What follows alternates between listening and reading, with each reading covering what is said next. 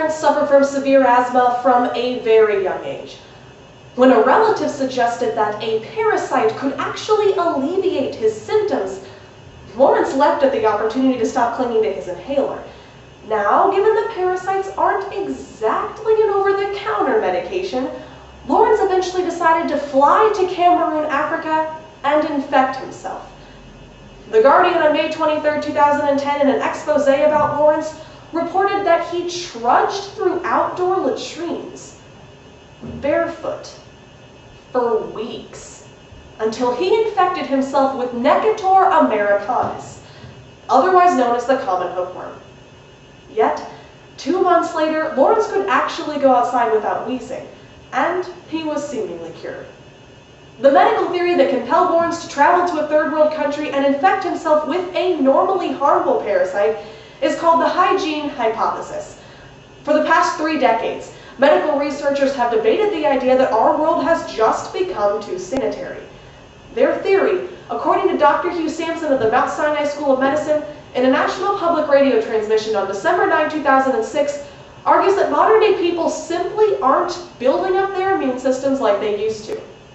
And as Jasper Lawrence has shown us, as our society has drifted towards eradicating things like parasites and bacteria, we've thrown off the internal balance and diversity of our immune systems. And now that we've thrown the baby out with the bathwater, debilitating conditions such as asthma, allergies, autoimmune diseases, and even bacterial infections have become much more prevalent. In order to cure ourselves of this ignorance, we'll first address the question of what is the hygiene hypothesis. Then we'll analyze the evidence behind the theory, and finally evaluate its implications for both our government and the medical world. We must first address the question of what is the hygiene hypothesis, and we can answer this question in 2 sections. The first is how the idea originated, and the second is the tenets behind this theory. The core of the hygiene hypothesis was first conceptualized by Dr. David P. Stragan in 1989. At the time, he was studying both the prevalence and epidemiology of eczema and hay fever through a study of over 17,000 children. The doctor actually found that the levels of allergic rhinitis and eczema were significantly lower in children who lived with a lot of older siblings. And this led the doctor to postulate that the greater number of people who lived in one area, the greater the protective effect on children, as exposure to both these people, and consequently their bacteria, stimulated a system response. Since this study, we have seen an exponential increase in cases like allergies and autoimmune diseases, especially in developed areas of the world. At the same time, Stragan's original theory has evolved from merely the presence of protective family members.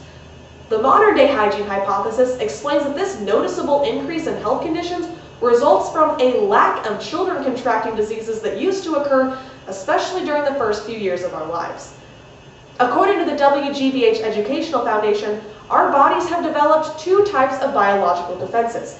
When the first defensive system lacks practice, perhaps from an overly sanitary lifestyle, the other defensive system becomes too powerful and overreacts in the form of an allergic reaction to harmless substances like pollen.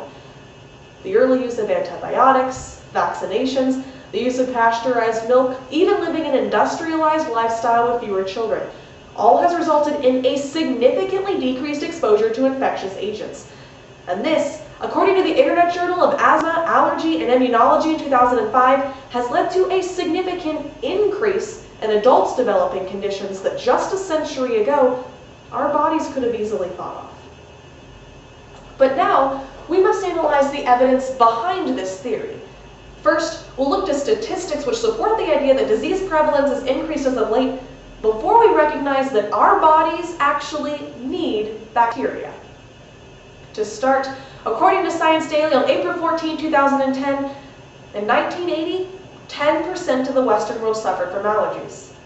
Today, it is 30%.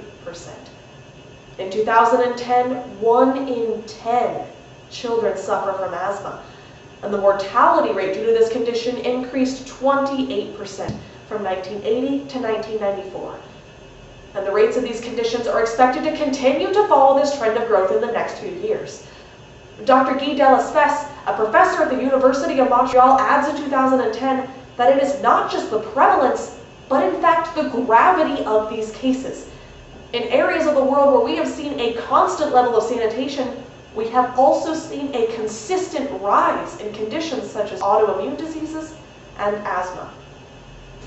We must also recognize that our bodies exist in harmony with a plethora of bacteria. The aforementioned Dr. Guy Delespes, in a Science Daily article on April 14, 2010, indicates that allergies and autoimmune diseases such as type 1 diabetes and multiple sclerosis are a result of our immune systems turning against us. The bacterial flora of our digestive systems, for example, isn't as diversified as it used to be. And this bacteria is necessary, not only for digestion, but also to teach our immune systems how to respond to strange substances. And this remains key in the development of every child's immune system. Upon further analysis, it seems as if there may in fact be an inverse correlation between our cleanliness and our overall health. As our society has begun to consume things like antibacterial soap and bottled water, we have actually made our immune systems weaker. This is because, yes, we have stopped exposing ourselves to a lot of harmful bacteria, but also positive bacteria. The bacteria that our bodies need in order to function properly and to be strong. The implications of the hygiene hypothesis will spread much farther than Jasper Lawrence's missionary zeal for hookworm, and we can see these implications in two areas. The first is our government's role in regulation, and the second is the medical role in both research and in practice. We can first look to the Food and Drug Administration, which has already gotten involved in the hygiene hypothesis question. Jasper Lawrence knows this firsthand. After experiencing the benefits of hookworm for himself, Lawrence felt compelled to share it with the world and began to sell his own personally collected specimen over the internet. If you're interested, you can get up to 5 years of treatment for just $3,900. But once the FDA found out that hookworm was being shipped all over the United States, they of course labeled it an untested and therefore illegal pharmaceutical. And they forced Lawrence to either face prosecution or flee the country.